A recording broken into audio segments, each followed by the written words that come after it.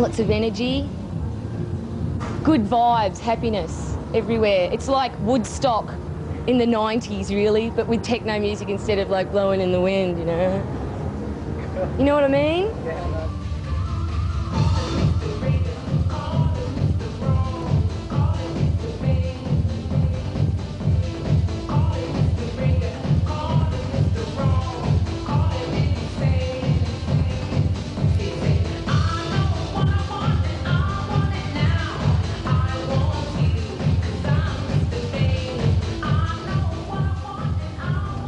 Just like a big adrenaline rush, just a big energy rush, no matter like what you're doing, what you're on, whatever.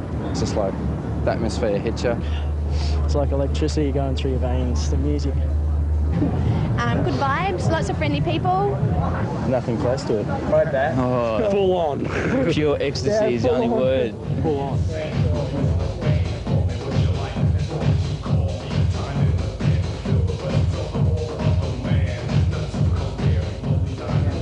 Good music, they go off. It's just all the people don't give a shit what you do, you can do what you like. And I like dancing, I like techno music. No, it's good. The crowd, the music's pretty predictable, so you know you can go off to it. It's the subject of a crafty marketing plan, I think.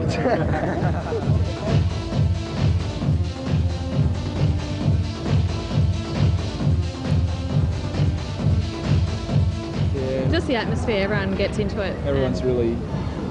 And especially if they have parades and like bondage shows and things like that. No, I don't know anything about raves, but apparently they're really good. It's fucking fabulous. It really is. Pardon? What's fabulous about it? Men. Oh, the men, yeah. Yeah. Definitely. Mothers shouldn't go there. Because I'm a mother, you see, I am. Do you like the music too? Yeah. Yeah. Don't forget the music. Oh, definitely the music. It's techno music, isn't it, love? Yeah. Yeah, definitely.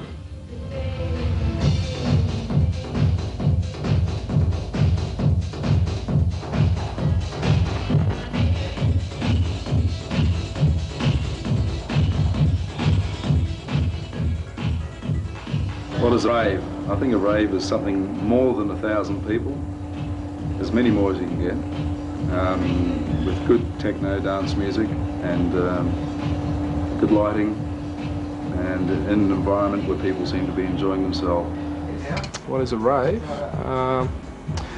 Basically it's a high energy gathering of people that go there for the music, go there for the atmosphere. Atmosphere is a big one. That can be created through the actual venue, being out of an ordinary place like a warehouse, which isn't that common in Brisbane.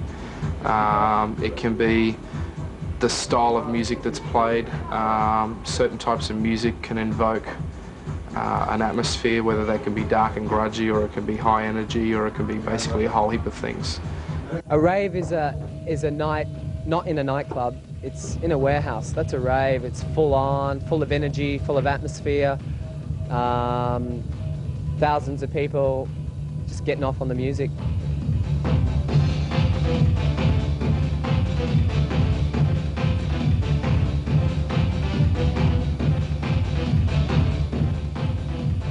The way I look at it is that I'm there to create an atmosphere for the people who've paid their money. I'm there to create a mood, I'm there to create energy, a vibe, everything, you know. Give them as much as I can, 200%.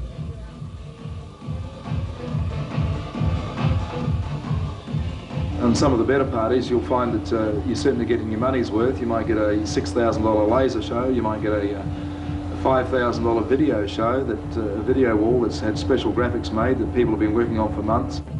Basically, you know, to sum up what dance parties are like, people just don't know, have a clue. People just don't have a clue when they go to a normal club. They might have one little light flashing and a couple of strobes or something and a pissy little sound system.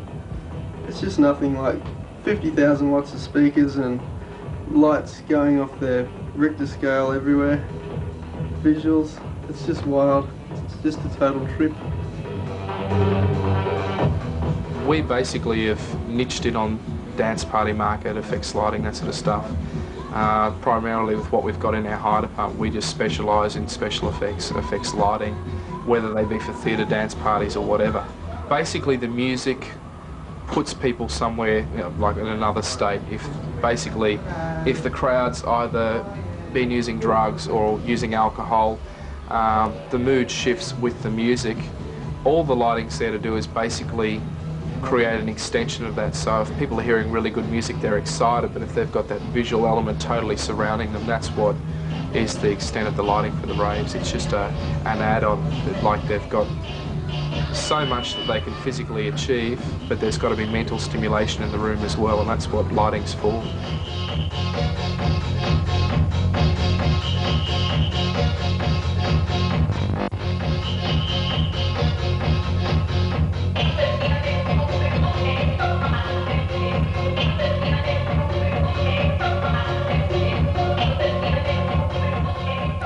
Well, the culture itself is slightly different. Obviously, it seems to attract a crowd that are perhaps a bit more fashion conscious in the sense of not high fashion, but street fashion, and the way they dress.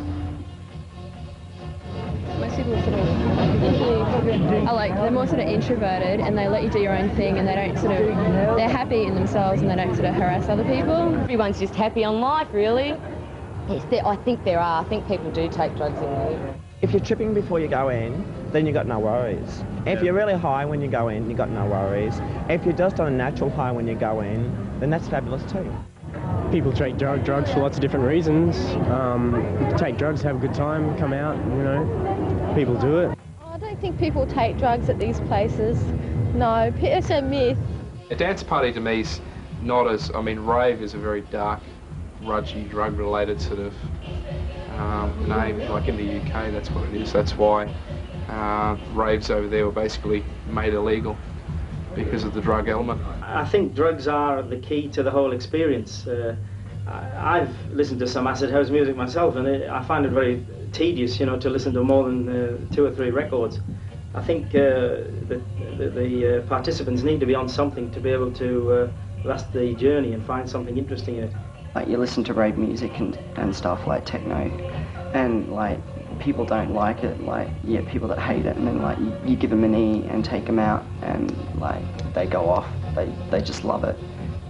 Drugs are the rave scene. Without it, there is no scene at all. Music and the drugs sort of come hand in hand. Like, you can't have the music without the drugs, and you can't have the drugs without the music. And the friends are there, so you go for all of it, really. They often use the new synthetic drug ecstasy, which gives them a feeling of excitement and euphoria that enables them to take part in the sort of en masse experience.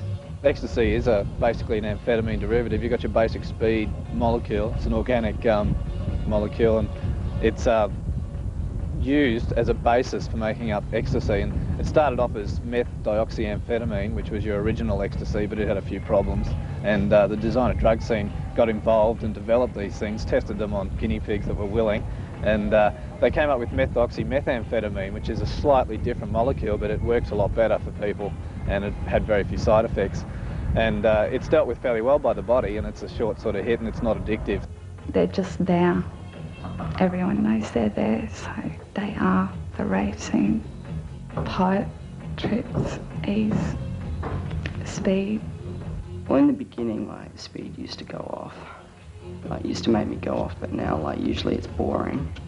And, like, I'm always left, like, wanting more and more. No matter how much I have, I always want more, because it just doesn't really work good enough.